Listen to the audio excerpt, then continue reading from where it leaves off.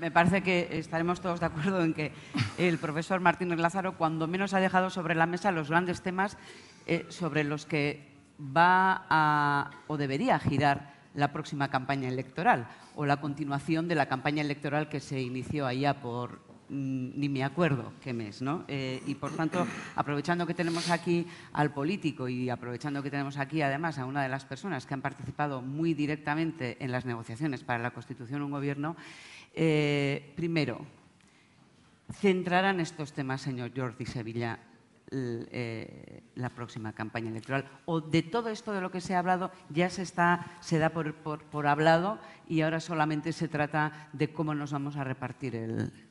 Bueno, hay quien da la impresión que eso es lo que quiere, ¿no? Porque hay quien da la impresión que solo habla de sillones y es lo que hemos visto durante estos 4 meses y es lo que hemos visto incluso ahora, ¿no? En cambio, otros hemos hablado de otras cosas. Nosotros nos esforzamos por llegar a un acuerdo para buscar más de 200 soluciones a algunos de estos problemas, incluidas las diputaciones o incluida la seguridad social, ¿no? Para mí este es un momento clave en ese sentido. Yo durante mucho tiempo he dicho que hay dos clases de políticos, ya sabéis lo que dicen los ingleses, hay dos clases de personas, los listos y los que todo lo dividen en dos. Bueno, pues hay dos clases de políticos, unos que quieren estar para hacer algo y otros que quieren estar para ser alguien.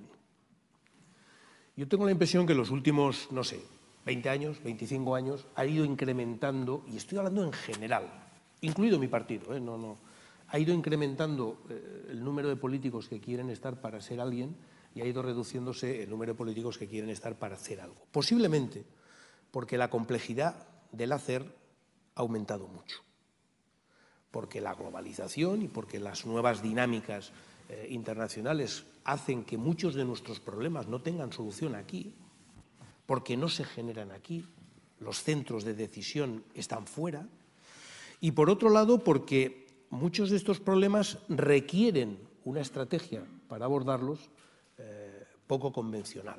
Yo he sido ministro de Administraciones Públicas y he reflexionado mucho sobre la teoría del cambio, es decir, ¿por qué no hacemos lo que sabemos que tenemos que hacer? Y es lo que decía el profesor, ¿no? Pero esta es una reflexión que yo la quiero llevar también al terreno personal. Lo hago de una manera, dejamos al margen las creencias religiosas, caramba, los 10 mandamientos da la impresión que son reglas de conducta razonables, ¿no? No matar, no robar. Bueno, pues la Iglesia lleva 2000 años para que se cumplan. Si todos comiéramos lo que debemos de comer, no fumáramos porque produce cáncer, pues estaríamos todos delgados, atléticos, y no lo hacemos. Es decir, ¿por qué el ser humano individual y colectivamente no hace lo que sabe que tiene que hacer? Pues es una pregunta que para mí no tiene respuesta, pero forma parte de nuestra convivencia. En el ámbito de lo social, es verdad que sabemos que se tienen que hacer esas cosas, es más, yo creo que con el diagnóstico hay bastante consenso, es verdad que casi todo el mundo cuando llega intenta hacerlo, es verdad que algunas de estas cosas están en los programas electorales o en los pactos de gobierno. El problema es que para hacerlo necesitas acumular una fuerza suficiente para poder hacerlo. Todo cambio, toda reforma perjudica a alguien, que normalmente se enroca para evitar y prohibir y bloquear ese cambio y esa reforma. Si tú no le contrapones una fuerza suficiente, es decir, si tú no le contrapones una estabilidad durante el tiempo suficiente y una mayoría lo suficientemente asentada como para vencer esa resistencia, la reforma no se hace. Y en muchos de los temas, me atrevería a decir el 100% de los que se han mencionado, eso pasa porque se pongan de acuerdo muchos partidos políticos. O dos. O dos. El Partido Socialista y el Partido Popular. Lo suficientes como para lanzar dos mensajes. Primero, durante los próximos 10 años esto es lo que se va a hacer, porque estamos comprometidos los que podemos llegar al gobierno y, por tanto, hay una estrategia a 10 años, digo 10, me da igual, 8 o 14. Dos, vamos a estar unidos en esto, es decir, no vamos a utilizar el efecto negativo de la crisis para volverlo políticamente contra el que está mandando en cada momento. Y pongo un ejemplo. Insisto que en esto yo llevo muchos años fuera de la política y, por tanto, me puedo permitir hacer esto. La subida del IVA. Os acordaréis que cuando el gobierno Zapatero sube el IVA, el Partido Popular recoge firmas en la calle en contra. Las chuches, ¿os acordáis de las famosas chuches, no? Bien, cambia el gobierno y el Partido Popular sube el IVA y entonces es el Partido Socialista el que protesta. Mire, no. O sea, o hay que subir el IVA o no hay que subir el IVA, y yo admito que eso es discutible. Pero, joder, si hay que subirlo, se sube, y si no hay que subirlo, no hay que subirlo. Pero no depende de que yo esté en el gobierno o en la oposición. Eso, y de verdad que termino ya, explica muchos de los problemas del por qué no se hacen cosas que requieren Estoy segura de que muchos estarán preguntando en este momento, ante la inminencia de las elecciones del 26J, si no es el momento, si es que no se están planteando ustedes también en el Partido Socialista, si no es el momento de hacer de la necesidad virtud.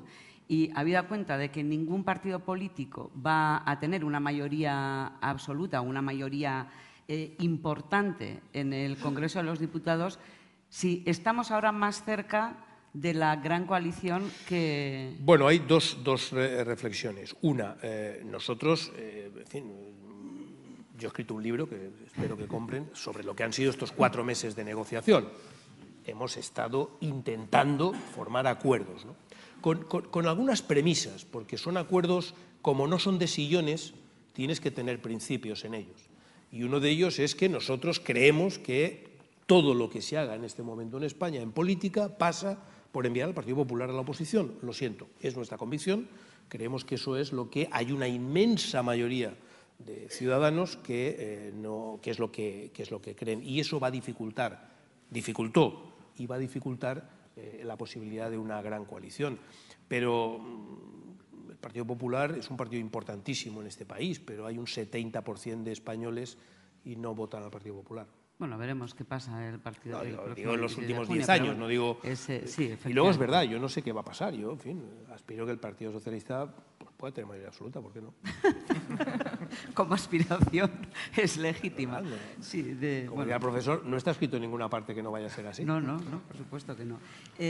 Se ha mencionado el profesor Martínez Lázaro la necesidad de la reforma de la Administración. Recuerdo que cuando se inició la campaña electoral para las elecciones del 20 de diciembre, aquí se nos pusieron los pelos como escarpias cuando escuchamos a una fuerza política que luego ha resultado tener, bueno, pues ha estado muy centrada en las negociaciones, tanto con unos como con otros, en este caso con el Partido Socialista, abogar por que el concierto económico desapareciera.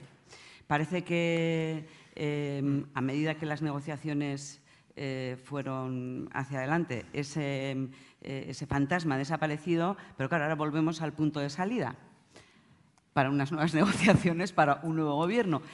¿Usted, en su opinión, el concierto económico es un instrumento válido, desde luego, para la comunidad autónoma vasca y para Navarra? Parece ser que nadie duda que ha sido así. ¿Podría servir para otras autonomías? ¿Es posible trasladarlo a otras autonomías? Probablemente podría ser o no posible. Lo que no sería posible es trasladar el cupo tal como está ahora mismo, ¿no? Hoy el cupo está, digamos, beneficiando fiscalmente al País Vasco y a Navarra, y no es en la misma situación en la que están otras comunidades autónomas. De hecho, bueno, pues Cataluña, o el presidente catalán Mas, cuando planteó su órdago soberanista, o antes de plantear el órdago, lo que quería era precisamente pues una especie de concierto económico con una posición fiscal tan favorable como en estos momentos tienen el País Vasco y Navarra. El peso aproximado yo creo que debe estar en torno al 7% sobre el PIB nacional entre el País Vasco y Navarra, pero Cataluña es yo creo que el 18%. Entonces poner a 25% de la economía nacional o del PIB nacional bajo ese mismo régimen fiscal, pues probablemente ya llevaba a, si la economía está, o si tenemos las cuentas públicas prácticamente quebradas, pues a una situación todavía mucho más insostenible. Una cosa es el concierto, otra cosa es el cupo, y la extensión de ese modelo, de ese cupo actual ahora mismo con la situación que hay económica, desde luego sería insostenible. Ese ha sido también otro de los debates, ¿no? Vale, dejamos el concierto como está, pero vamos a hablar del cupo. Vamos a hablar del cupo porque la financiación de las comunidades autónomas, vamos, es un desastre, y para compensar ese problema de la financiación de las comunidades autónomas vamos a hacer que Euskadi pague más. ¿Eso tiene sentido, en su opinión, ese debate? Bueno, es un debate que es tan lícito como otros, ¿no? En un momento lo que está claro es que hay que reformar el sistema de financiación autonómica, es algo que es uno de los problemas que venimos ajustando, que nos viene acompañando desde hace muchísimo tiempo, y dentro de ese debate, pues una de las cosas que puede ver es si ese cupo es adecuado, si no es adecuado, o cuál va a ser el nuevo entorno, ¿no? Sobre todo lo que tenemos que pensar, yo creo que es lo que no hacemos, no si la discusión no de ser finalista si el cupo es adecuado o no. Es decir, yo creo que al final lo que tenemos que pensar es qué servicios queremos tener, cómo vamos a financiar esos servicios y a partir de ahí diseñar cómo vamos a sostener esa financiación entre todos, ¿no? Creo que ese es el debate, pero creo que lo importante es pensar, un poco lo que decía antes, ¿no? ¿Qué estado del bienestar queremos, qué servicios queremos que tener y cómo vamos a financiar esos servicios? Y a mí, personalmente, la opción de la deuda como una fórmula simplemente que te cubre la financiación de forma ordinaria no me parece una solución, sobre todo con los niveles que tenemos ya, ¿no? Y ahí volvemos a lo que yo le proponía al señor Sevilla cuando ha terminado su intervención. Vamos a las políticas fiscales, porque si la deuda y el déficit son un lastre y para poder hacer sostenible el crecimiento con una creación de empleo que a las empresas además se les está exigiendo que ese empleo sea fijo, estable, de calidad, ¿de dónde viene? Si por un lado sale un dinero, ¿de dónde se recauda? ¿Usted abogaba por la subida de impuestos, señor Sevilla? Vamos a ver, una previa y así a ver si consigo disimular. En ningún momento de las negociaciones, en ninguno, nadie planteó el tema del concierto y nadie planteó que cuando decíamos diputaciones fueran los forales. Jamás. No lo hubiéramos aceptado los socialistas, pero es que ni tan siquiera se planteó, ¿no? Vamos a ver, yo creo que algunos de los problemas que tenemos no son maldiciones y se pueden corregir, ¿no? Nosotros tenemos un sistema fiscal que en la época del boom ha sido capaz de recaudar mucho y hemos tenido superávit presupuestario. Es decir, España ha tenido 3 años de superávit presupuestario y la deuda pública cuando estalla la crisis no llega al 40% del PIB, ¿no? Es verdad que era excepcional, el boom, todo esto es cierto, ¿no? Pero es decir, una buena parte de lo que nos está pasando tiene que ver con la crisis y una buena parte de lo que nos está pasando incluso con el modelo de financiación autonómica, por cierto, aprobado por todas las comunidades autónomas que lo aprobaron en sus parlamentos y por el Parlamento General de la Nación. Por tanto, no es que fue una imposición, se acordó, ¿no? Es verdad que luego viene la crisis altera radicalmente los componentes de ingresos y gastos públicos. Eso es la crisis y esos son los estabilizadores automáticos. Claro, cuando hay una crisis sube el déficit, para eso están los estabilizadores automáticos. El problema es, de nuevo, siguiendo el símil del desempleo, hasta qué punto somos capaces de luego que en la recuperación volver otra vez a una situación de superávit, ¿no? Yo creo que nosotros tenemos un problema general de unos gastos muy rígidos y unos ingresos muy dependientes del ciclo y, en todo caso, unos ingresos muy injustamente repartidos. Yo creo que hay que trasladar el peso de lo que hoy es la carga tributaria, en primer lugar, de los que pagan a los que no pagan.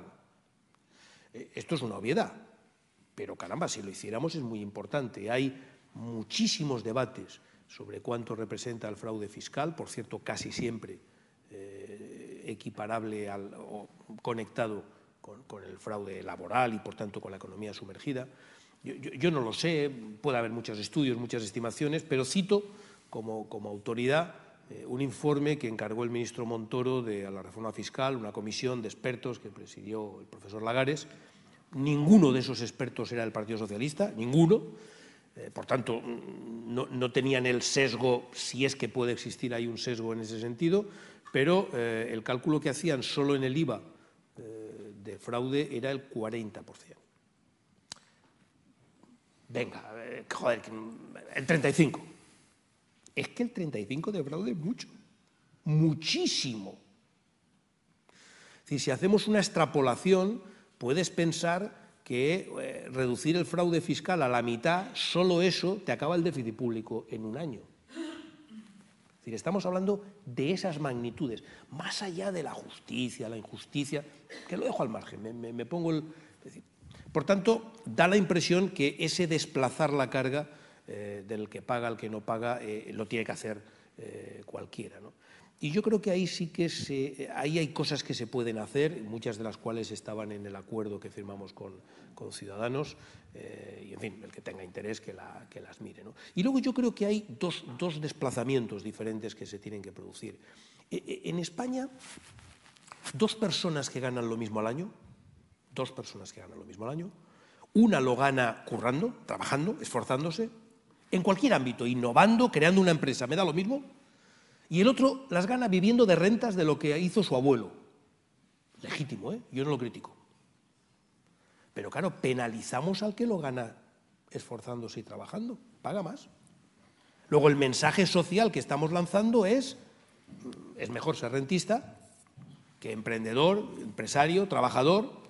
Esta es una reflexión que yo creo que hay que ponerse encima de la mesa y, por tanto, a lo mejor hay que trasladar un poquito de carga tributaria del que genera renta trabajando hacia el que la genera viviendo de rentas. Y ya sé que he puesto dos ejemplos muy extremos, pero para que se clarifique. Y luego hay una cosa de la que también venimos hablando mucho tiempo.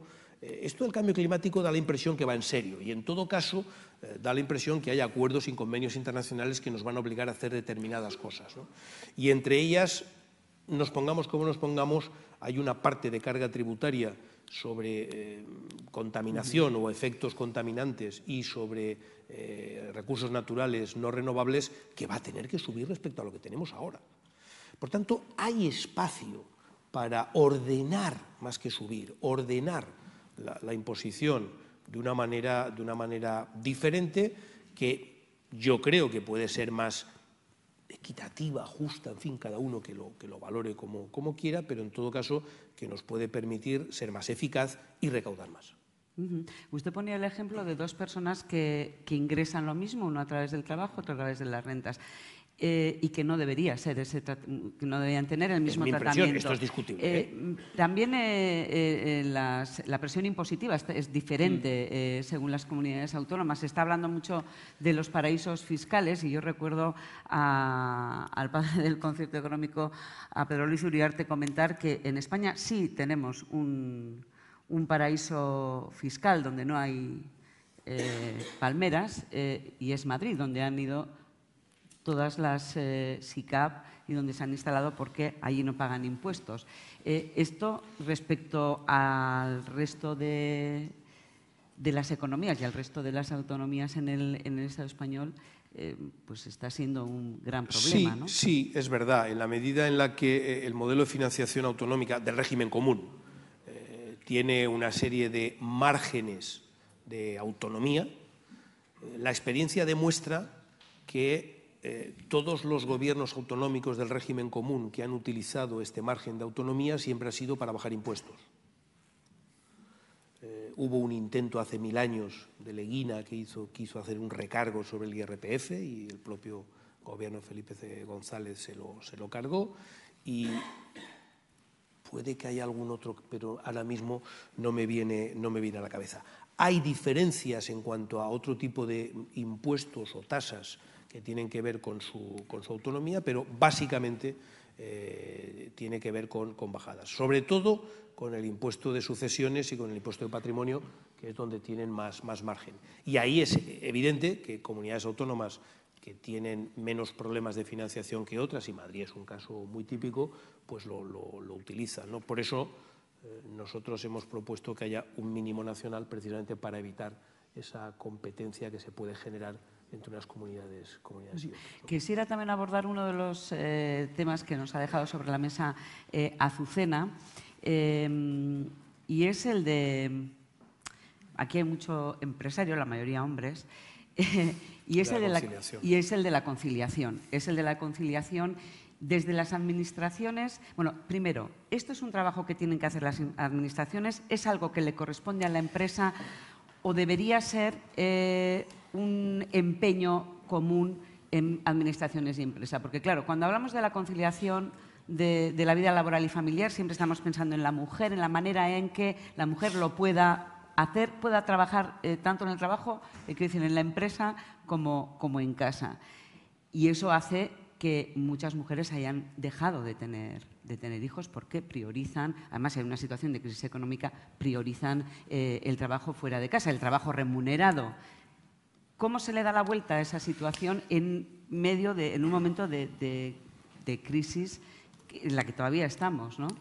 Yo creo, y lo decía Susana, y lo comparto plenamente, que esto, junto con el envejecimiento y con 2 o 3 cosas más, son los problemas gordos que tenemos como sociedad. No tengo ninguna duda, ¿no? Es decir, es verdad que no podemos despreciar a la mitad de la población, como decía una amiga mía, simplemente porque de vez en cuando se queda embarazada. Hombre, es un disparate como sociedad, ¿no? Yo, siendo ministro, hice el Plan Concilia. Cuando yo era ministro se salía a las 6, o al menos legalmente había que salir a las 6, y curiosamente me inspiré mucho en convenios colectivos de empresas que tenían recogidas medidas en ese sentido. Curiosamente, todas las empresas que yo pude ver que tenían medidas importantes en este sentido estaban presididas por mujeres. Microsoft, IBM, Banesto cuando estaba Ana Patricia Botín. Pero me demostró que se puede hacer. Se puede hacer. Implica cambios, implica costes, claro. Esto de que no hay comida gratis es lo que te enseñan en primero de facultad. El problema es no hacerlo está teniendo muchos más costes. Y no ya solo costes abstractos, de que la sociedad, no, concretos, personas concretas a las que se les está obligando a hacer algo que no quieren hacer, que es tener que elegir. Este es un tema, de verdad, yo creo que es un tema crucial, y no es un tema solo español, es un tema global, y que es de las cosas que nos tenemos que empezar a plantear en serio de hasta qué punto, como sociedad, no estamos ahí perdiendo una posibilidad importante de recursos humanos, ¿no? Pero tiene que ir de la mano. La administración, estos son cosas que se negocian en convenios, pero que tú también puedes dar incentivos. Tú puedes hacer, igual que hacemos un incentivo en el impuesto de sociedades para la empresa que innova, pues puedes hacer se me acaba de ocurrir, un incentivo para la empresa que concilia y que tiene en el convenio recogidas determinadas cosas. Incentivos, es decir, para las reducciones de jornada, incentivos para las se puede excedencias por maternidad o paternidad. Efectivamente, porque los hijos son de todos. Sí, totalmente. Y luego flexibilidad. O sea, que hay, yo entiendo que hay modelos que no tiene además solo que ver con que se salga a las 6 o no se salga a las 6, sino que se puede entrar a las 12 Evidente. en determinados casos. O sea, hay cosas, o sea, es decir, tenemos que ser capaces, las empresas, con ayuda de las administraciones, estoy de acuerdo que tiene que ser algo conjunto, en poder tener modelos flexibles adaptados a las necesidades de hoy. Y eso además, vamos a ver, si trabajas de conductor de un autobús, tienes que hacer un horario. O sea, no puedes conducir el autobús desde casa. Y a las Por tanto, y a las 6 irte a casa. es evidente que... pero hay otros muchos trabajos, y cada vez más. Claro, sí. Que, oye, yo no sé, en fin, claro, una parte de mi trabajo es pensar y escribir. Cuando quiero escribir de verdad un papel, me quedo en casa. Lo hago en casa. ¿Y qué más da? ¿Me explico? Para el lector del papel, ¿qué más da que lo haya hecho en la oficina o en casa, ¿no? Hombre, insisto, hay trabajos donde esto no es posible y habrá empresas que digan, mira, en mi empresa, ven, pero hay otras muchas y cada vez más que sí, que se puede. Yo creo que también tenemos que ser innovadores en eso. Clarísimamente. ¿Y se puede introducir la flexibilidad en el marco de las relaciones laborales? Usted lo ha propuesto, lo ha dejado sobre la mesa. Es, de hecho, una de las propuestas de la patronal aquí en Euskadi para un nuevo sistema de relaciones laborales. ¿Cómo se lleva a los sindicatos a ese campo? Bueno, yo creo que lo que tenemos que hacer darnos cuenta es que, ya hablábamos antes, la tecnología, la sociedad, todo ha cambiado. Hay cosas que se pueden adaptar perfectamente. Jordi lo explicaba muy bien. Hay cosas que se pueden... Yo también, cuando tengo que preparar alguna clase o alguna cosa, normalmente lo hago mejor desde casa que desde el despacho, ¿no? Pero parece que desde casa no se produce, ¿no? Es que yo creo que desde casa no se produce. Yo creo que lo que tenemos que trasladar es que la productividad no son las horas. En España tenemos una cultura muy presencialista, de estar allí. Hace poco veía un vídeo, no sé si lo han visto, pero se lo recomiendo, muy gracioso, de Heineken, aunque creo que ya tiene un año, donde se daban unos premios a una serie de empresarios que se les citaba, y es un montaje que hace Heineken para que ese día vayan todos al premio. Coincide que hay un de la Champions, un partido de la Champions, y así los empleados se pueden ir a a casa antes para ver el fútbol, cosa que hubiera sido imposible antes porque sus jefes estaban allí y nadie se va de la oficina mientras el jefe está. Bueno, yo creo que el vídeo tiene un año, lo vi hace unos días y me hizo bastante gracia, pero en el fondo te pone sobre la mesa una situación que existe, que es decir, bueno, estamos acostumbrados a pensar que la única forma que se trabaja a lo mejor es estando en la oficina delante de un jefe y pasando una serie de horas que a lo mejor no son las más productivas. Creo que hoy las tecnologías nos dan posibilidades mucho más amplias para ser muy productivos, no teniendo que estar necesariamente. Y lo que pasa es que tenemos barreras mentales que a veces, para una empresa, lo que tú no tienes que medir son las horas de trabajo. Efectivamente, como decía Jordi, una empresa donde tienes que estar con un autobús, por supuesto, pero hay otras muchas series de trabajos que se pueden hacer desde otros entornos, de otra manera, y que seguramente incluso los costes para la compañía van a ser mejores o más bajos si los tiene de alguna manera hechos de otra manera. Pero ¿cuál es el problema? El problema es que medimos muchas veces los resultados no por la productividad, no por los resultados. Estamos acostumbrados a medir por las horas que pasas en la oficina, porque vamos a salarios fijos. Si estás en casa te estás escaqueando, no estás trabajando. Si cambiamos la forma de pensar hacia la productividad, lo importante es lo que yo tengo que producir o lo que yo tengo que hacer. ¿Qué más da, como dice Jordi, donde lo haga? ¿En un hotel, en una habitación, en un aeropuerto? ¿Qué importa? Lo importante es que lo haga y que lo haga bien. Y por eso debo ser evaluado, no por el número de horas que paso en la oficina, con traslados que a lo mejor pierdo no sé cuánto tiempo, con un coste de infraestructuras para la oficina que tiene que tener en muchos casos. Hay muchos trabajos que se pueden perfectamente compatibilizar y eso ayudaría muchísimo a la conciliación, por ejemplo, que creo que es un problema que no estamos tampoco abordando como debíamos. No la coordinación, sino simplemente la caída de la tasa de natalidad. Y la conciliación es un factor fundamental para tratar de evitar esa caída tan brutal que tenemos en la tasa de natalidad. Uno de los factores, que hay otros muchos. Bueno, nos quedan aproximadamente 10 minutos para dar por finalizada esta charla y quisiera referirme a buena parte del discurso de Jordi y también del profesor, ¿no? Esta crisis que todavía estamos sufriendo, ¿qué es lo que nos ha enseñado? ¿Nos ha enseñado algo? Pues yo en eso soy poco optimista, ¿no? Es decir, yo creo que la memoria que tenemos de las crisis en cuanto pasan, pues se nos va lo que hemos hecho, ¿no? Ha servido para hacer algunas cosas, ha servido para, bueno, había que hacer algunas cosas como una reforma laboral, había que hacer algunas cosas como sobre todo la reforma financiera, eran inevitables, producto de la situación de crisis que teníamos. Ha servido para que las empresas españolas se internacionalicen más. Hoy tenemos una mayor presencia, ya estaban internacionalizadas y era muy importante, pero bueno, pues cuando tú no vendes aquí una escoba, tienes que coger la maleta, llenarla de escobas y a ver si la vendes fuera. Hemos incrementado el peso de nuestras exportaciones, el peso de internacionalización de la economía, lo cual, bueno, pues quizás son de las pocas cosas positivas que nos ha dejado esta crisis, ¿no? Por lo demás, pues yo creo que no hemos hecho muchas cosas. No solo aquí, tampoco fuera. Anoche comentábamos que esa famosa frase del presidente Sarkozy ante la primera reunión del G20, vamos a refundar el capitalismo. Bueno, pues han pasado ya no sé cuántos años y el capitalismo no sé si sigue igual o distinto, pero y si lo hemos refundado, pues yo tampoco me he enterado de en qué ha consistido esa refundación. Desgraciadamente, no hemos cambiado muchas cosas y mucho me temo que no hemos sentado las bases para que cuando llegue otra crisis, y sin duda llegará, pues estemos en una posición más favorable. Por eso creo que es importante empezar a hacer cosas que nos hagan mucho menos vulnerables de una situación de cambio en el entorno económico y estar mucho más preparados para eso. Hoy en día, si volviera una crisis como la financiera del año 2007, tal como está la economía española, los efectos serían mucho más terroríficos de lo que ya hemos pasado, ¿no? Por tanto, creo que no hemos aprendido muy bien la lección. ¿Hemos aprendido algo? Bueno, yo hace muchos años que soy de estos que tienen lo que se llama el optimismo de la voluntad y el pesimismo de la inteligencia, ¿no? Y los años no me han mejorado mi valoración de la capacidad de aprendizaje que tenemos los individuos y las sociedades, y la experiencia demuestra que cuando aprendes te mueres y se olvida lo que has aprendido porque se va contigo, ¿no?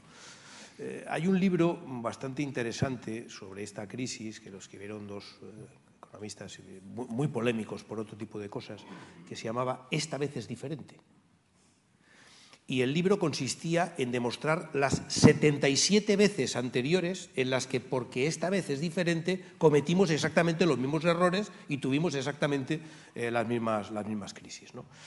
Bueno, yo lo que sí que espero es que hayamos aprendido o seamos capaces de aprender que no está escrito en las estrellas, lo que sea, no está escrito en las estrellas. Va a depender mucho de lo que hagamos, va a depender mucho de cuál sea nuestra decisión individual y colectiva.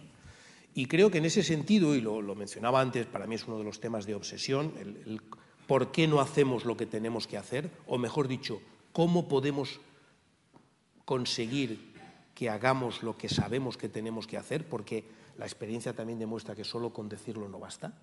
O sea, por muy fuerte que lo digamos en los platós de televisión o en las tertulias, no funciona. Y creo que ahí hay un campo de trabajo en el cual la actividad pública y la privada tienen que empezar a mirarse de otra manera. Yo creo que las empresas tienen que tomarse en serio que son algo más que empresas, es decir, que parte de su responsabilidad también es contribuir a que estas cosas pasen y es contribuir a que lo que tengamos que hacer se haga a través de instituciones, a través de asociaciones, a través de propuestas, a través del lobby, a través de think tanks, a través de vamos a verlo, y las administraciones, los políticos tienen que empezar a volver a pensar que si se quiere ganar las elecciones no es para ser alguien, sino para hacer algo. Y, por tanto, tienes que entrar a ver qué tengo que hacer, porque eso te va a llevar necesariamente a discutir con quién tengo que hacerlo. Y pongo un ejemplo, la reforma educativa que se ha mencionado y que podemos estar todos de acuerdo. Es decir, ¿cuántas veces no hemos dicho todos no puede ser que cada vez que cambia el gobierno cambie la ley educativa? Es que es tan de cajón, pero, carayo, ¿por qué no lo hacemos? Si es tan de cajón, ¿por qué no lo hacemos?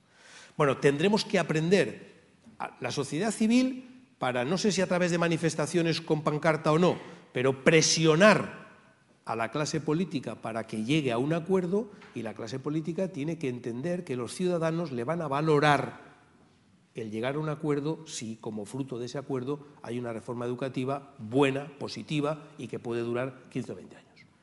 Ese proceso yo creo que estamos más cerca de conseguirlo que hace 10 años, pero no está garantizado el resultado. A pesar de eso, peleo todos los días por ello, porque ya digo yo, la voluntad mía es optimista. Le iba a preguntar, ¿y nos lo tenemos que creer? Bueno, no, yo creo que no. Fíjate, yo en esto soy muy escéptico. Me da igual te lo crees o no, hazlo. Me explico, es decir, aunque no te lo creas, inténtalo, hazlo. Porque no me interesa, es decir, esto pasa como con los acuerdos, me da igual cuál sea lo que tú tengas, llegamos a un acuerdo o no, es decir, a mí cada vez más, en esto soy, quizá con los años me he hecho muy pragmático, es decir, resuélveme el problema. Las razones que te hayan llevado a ti a resolver el problema, pues mira, esas las hablas con tu psicoanalista o con tu confesor, me da lo mismo, ¿no? Pero resuélveme el problema. Entonces, ¿nos lo tenemos que creer o no? Me da igual, hacerlo. Aunque no os lo creáis, hacerlo. Bueno, pues uno de los ejemplos es Azucena. Clarísimamente. Uno de los ejemplos es Azucena, ¿sí? La empresa que surge en 2004, pero creo que en 2002 empezasteis ya a trabajar sobre ello y es cuando decidís venir a Euskadi porque tenéis otras alternativas. Bueno, ¿Por qué decidís venir a Euskadi? Eso ocurre porque se creó, como he comentado antes, un entorno que favorecía el asentamiento de nuevas empresas porque estaban las circunstancias, la alineación de las políticas, tanto de gobierno como de diputaciones, como del entorno para que eso ocurriera. Y es lo importante. Yo creo que hay que tener muy claro qué se quiere hacer y entonces cómo se hace. Y una vez que tienes ese objetivo y se cumplió, o sea, se creó un sector de nuevo y se atrajo a ideas que estaban en otros lugares para que vinieran aquí, porque somos atractivos. En este momento yo creo que lo importante es lo mismo para poder atraer inversión, para que las empresas crezcan más. O sea, tenemos que ser atractivos para eso. Tenemos un entorno en nuestro sector y lo que es en el País Vasco que es muy bueno para muchas circunstancias, aprovechémoslo. Pero tiene que haber unas políticas alineadas que nos lleven a hacer eso. Que estemos todos, empresas, instituciones, juntos.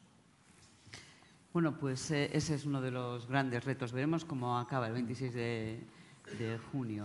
No sé si pedirle un pronóstico. Va a ser muy distinto No de todas una maneras, esperanza, un pronóstico. No, hay dos. En fin, creo que ya os habéis dado cuenta que no vengo a pediros el voto, o sea que no. Por cierto, podéis votar, no pasa nada, ¿eh? O sea, no. Tampoco está escrito que no podéis hacerlo, ¿no? No, pero hay dos cosas que van a ser muy distintas el día siguiente, ¿no? Primero, y no es una tontería, no va a haber unas terceras elecciones. Mejor dicho, la actitud de los participantes no va a ser como ha sido estas últimas elecciones en las que todo el mundo ha estado pensando en las siguientes elecciones permanentemente, sino que la probabilidad de que vuelva, suponiendo que no haya mayorías absolutas, de que vuelva a no haber acuerdo y por tanto vayamos a unas terceras elecciones es mucho menor. Y esto te altera las reglas del juego porque te obliga a sentarte, ¿no? Y dos, estas elecciones pueden dar muchas sorpresas, pero lo que dicen los que dicen que saben de esto se van a decidir en muy pocas provincias. Es decir, va a haber muy poco cambio de voto que va a tener una gran repercusión en escaños, que es de lo que al final se trata. Claro, aquí, hombre, los votos es importante, pero y con un nivel de aleatoriedad elevado, porque además la ley DONT ya sabéis cómo funciona. Es decir, a lo mejor en una provincia Podemos pierde un escaño y lo gana el PP. No necesariamente va por relación de correlación ideológica, ¿no?